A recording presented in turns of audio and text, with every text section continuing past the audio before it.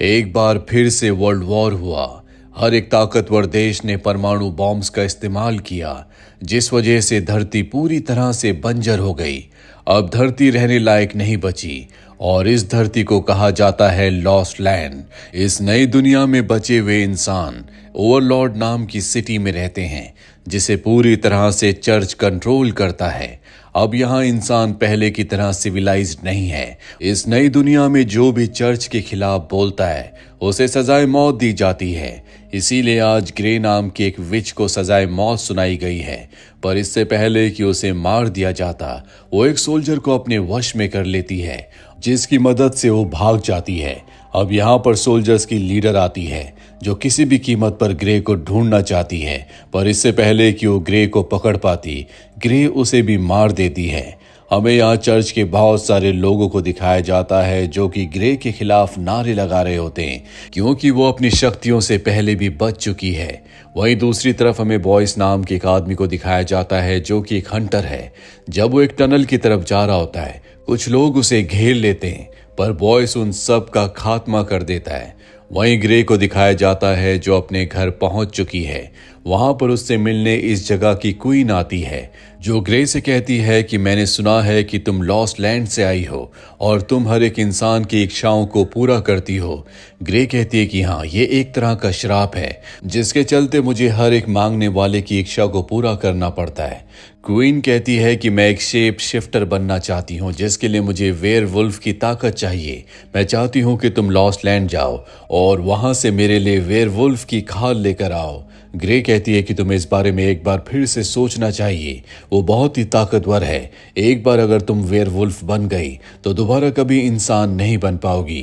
Queen कहती है कि पहले से मैं इस बारे में सोच चुकी हूँ। ग्रे कहती है कि ठीक है, 6 दिन के बाद जब पूरे चांद की रात होगी, उसी रात को मैं तुम्हारा काम कर दूंगी। क्वीन उसे बहुत सारे सोने के सिक्के देती है और वहां से चली जाती है। क्वीन के जाने के बाद ग्रे के पास क्वीन का गार्ड आता है, जो कि क्वीन का वफादार है। वो ग्रे से कहता है कि मैं चाहता हूं कि तुम भी मेरी एक इच्छा को पूरा करो। वो अपनी खानदानी घड़ी उसे देता है और कहता है कि मेरी इच्छा ये है कि तुम क्वीन की इच्छा को पूरा ना करो। ग्रे ये सुनकर शॉक्ड हो जाती है। वो पूछती है कि तुम ऐसा क्यों चाहते हो। वो बताता है, मैं नहीं चाहता कि क्वीन को नुकसान पहुंचे। अगर उनके अंदर वेयरवुल्फ की पावर आ गई तो हो सकता है कि वो उस पावर को कंट्रोल ना कर पाए, और मैं ऐसा नहीं चाहता। ग्रे कहती है कि ठीक है, मैं तुम्हारा काम कर दूंगी। क्वीन का गार्ड वहां से चला जाता है और अब ग्रे अपनी शक्तियों से एक विजन देखती है, जिसमें उसे वो वेयरवुल्फ दिखता है जिसे कुछ लोग मारने वाले होते हैं, लेकिन वो इतना ताकतवर होता है कि उसे कोई नहीं मार पाता। साथ ही वो बहुत खतरनाक भी है। दूसरी तरफ हमें क्वीन को दिखाया जाता है, जहां पर किंग बहुत ज्यादा बीमार है। दरअसल उनकी उम्र बहुत ज्यादा हो चुकी है और क्वीन उन्हें बिल्कुल पसंद नहीं करती। अक्सर इन दोनों के झगड़े होते हैं। किंग से झगड़ा करने के बाद वो बॉयज से मिलने के लिए जाती है। दरअसल क्वीन और बॉयज का अफेयर है, जिस बारे में किसी को कुछ नहीं पता। बॉयज क्वीन के साथ कुछ वक्त बिताता है और उसके बाद वो एक बार में जाता है, जहां पर उससे मिलने ग्रे आती है।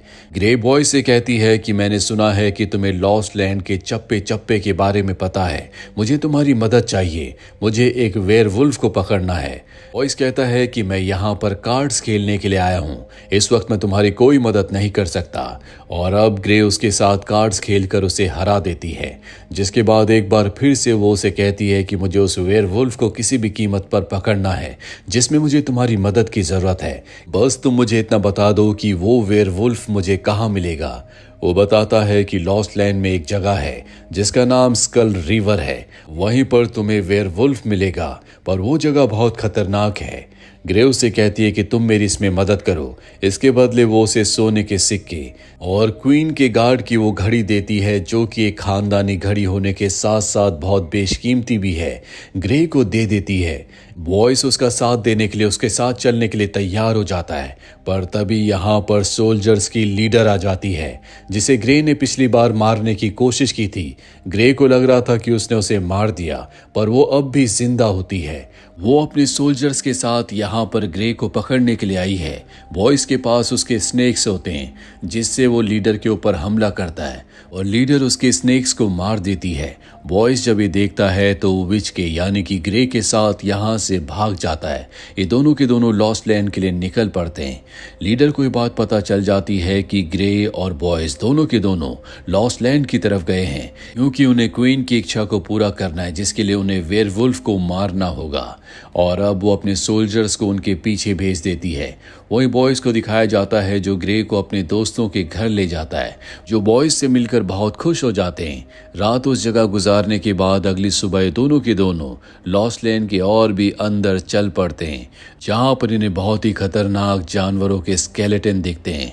इससे पता चलता है कि ये जगह बहुत खतरनाक है।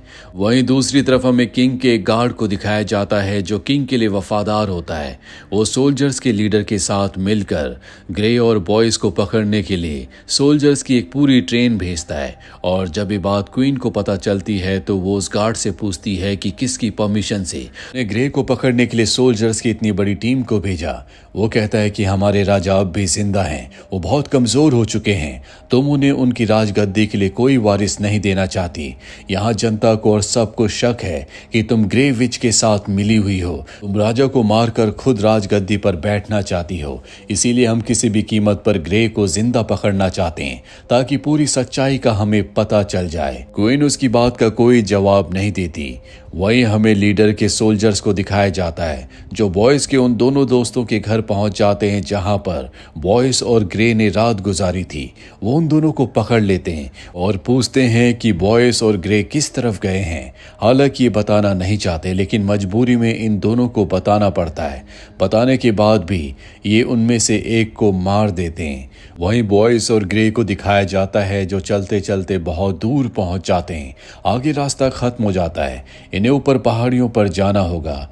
इसीलिए बॉयज ग्रे को अपने दोस्त के पास ले जाता है जिसके पास एक केबल ट्रॉली है। पर जब ये उसके पास जाते हैं तो देखते हैं कि पहले किसी ने उसे मार दिया है।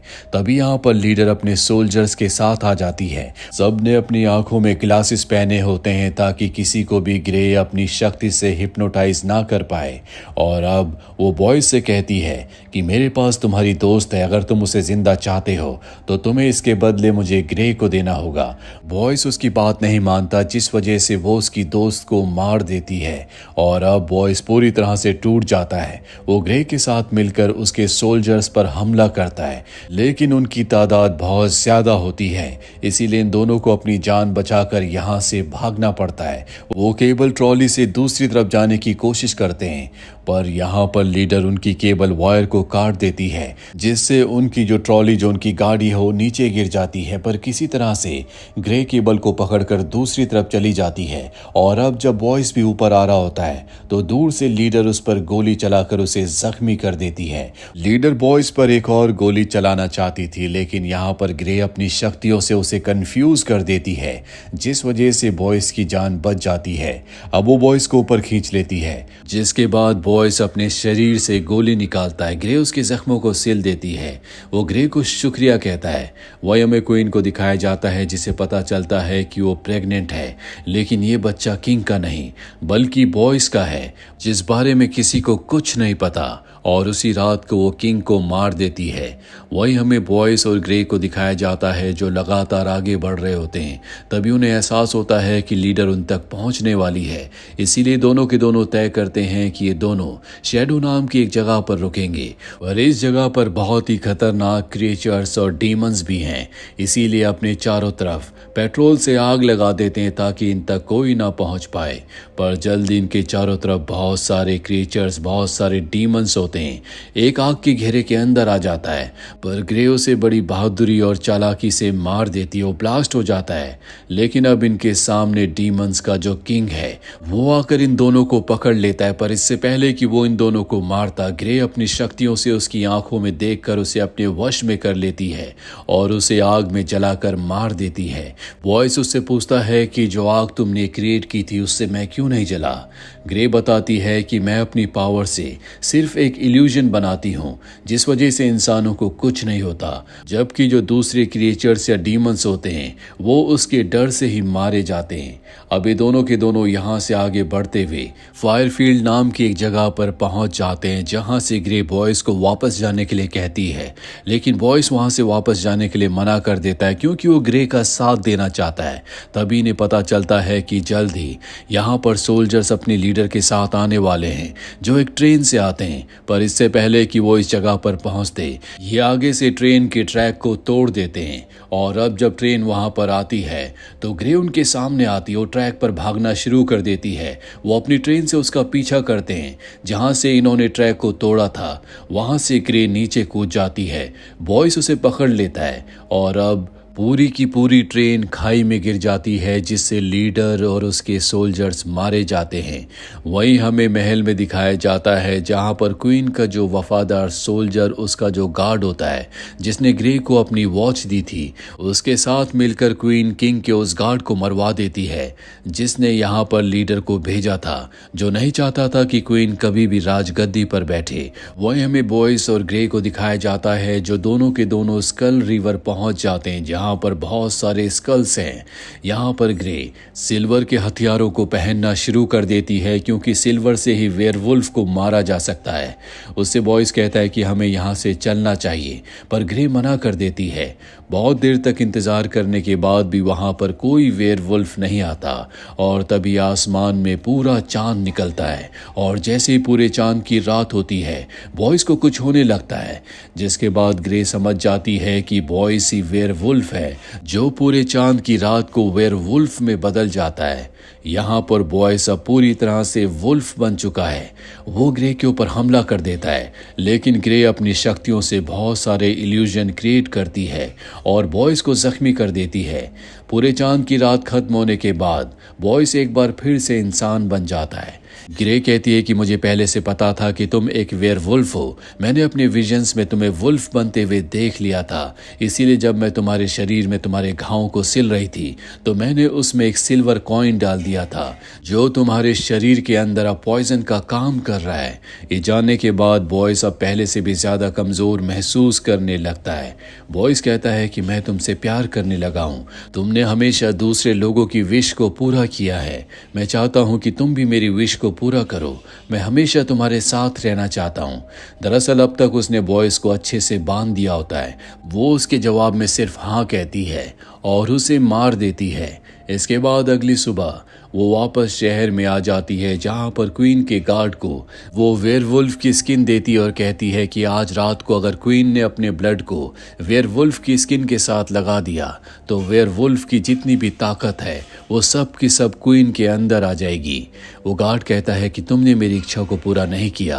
वो कहती है कि मैंने तुम्हारी सबसे बड़ी इच्छा को पूरा किया है। मैं जानती हूँ कि तुम क्वीन से प्यार करते हो और अब क्योंकि मैं बॉयस को मार चुकी हूँ जो कि क्वीन का लवर है तो तुम्हारा रास्ता साफ है। इस तरह से तुम्हारी सबसे बड़ी इच्छा पूरी हो चुकी है। इसके बाद गार्ड वेयरवुल्फ की खाल को लेकर क्वीन के पास जाता है और जब क्वीन उस खाल को देखती है तो समझ जाती है कि बॉयस ही वेयरवुल्फ था और ये बात उसके गार्ड को पता थी जो उसने उससे छुपाई, इसीलिए वो उसे मार देती है। अब किंग के मरने के बाद यहाँ पर एक विद्रोह छिड़ जाता है। सब के सब क्वीन के खिलाफ है, उसे मारना चाहते हैं, वो तख्ता पलट करना चाहते हैं, इसीलिए क्वीन को यहाँ से भागना पड़ता है। अगले दिन का सूरज निकलते ही उसके पास बॉयस की जो खाल होती है, जो उसकी स्किन है, सूरज की किरणों से वो जल जाती है। वही रात को दिखाया जाता है कि बॉयस एक बार फिर से जिंदा हो चुका है। वो ग्रे को ढूंढता हुआ उसके पास पहुंच जाता है क्योंकि वो ग्रे को मारना चाहता है। यहाँ पर ग्रे उसे बताती है कि मुझे पहले से सब कुछ पता था। मैं जानती थी कि तुम एक बार फिर से जिंदा हो जाओगे, इसीलिए मैंने तुम्हें मारा था, वरना मैं तुम्हें कभी नहीं मारती। और अब तुम्हारी भी इच्छा पूरी हो चुकी है, मैं तुम्हारे साथ हूँ। ये दोनों के दोनों अपनी टीम बना लेते हैं और लॉस्ट लैंड की तरफ निकल पड़ते हैं ताकि वहाँ के खतरनाक क्रिएचर्स को मार सकें। इसी के साथ ही फिल्म ये कहानी यहीं पर खत्म हो जाती है। उम्मीद करते हैं कि ये कहानी आपको पसंद आई होगी।